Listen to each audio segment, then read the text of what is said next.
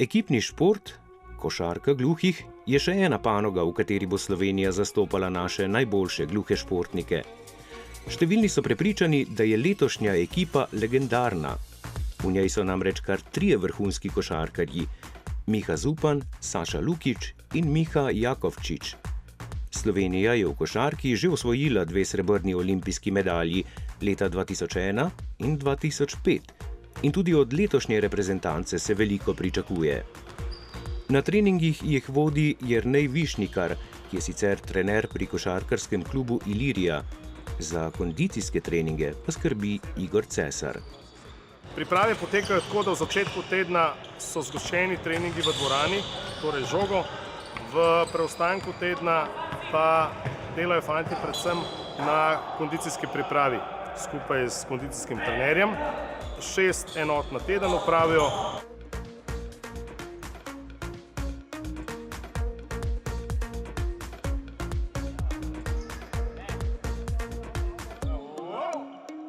Trenerji običajno ne razkrivamo sestave ekipe prezgodaj, ker želimo, da fantje ohranijo kontinuiteto dela, da se borijo do zadnjega in ne nazadnje je tudi prav, da jim do konca damo šanso in da jim zberemo najboljših 12 na koncu.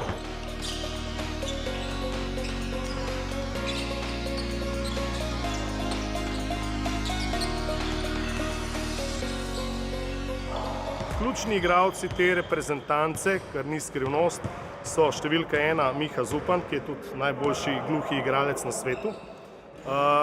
Saša Lukić, en od ključnih faktorjev, organizator igre, ki je pred nedavnim osvojil tudi grško in italijansko prvenstvo za gluhe. Miha Jakovčić, en boljših strelcev, ki jih premore ta ekipa, in še nekateri drugi, ki imajo tudi izkušnje z teh prvenstv, ampak bom rekel, ogrodje ekipe so te 3 fantje. Moštvo je sicer zelo raznovrstno. Razlika v letih med najmlajšim in najstarejšim igralcem je več kot 40 let. Naš najmlajši igralec šteje 16 let. Naš najstarejši predstavnik je star 53 spoštljivih let.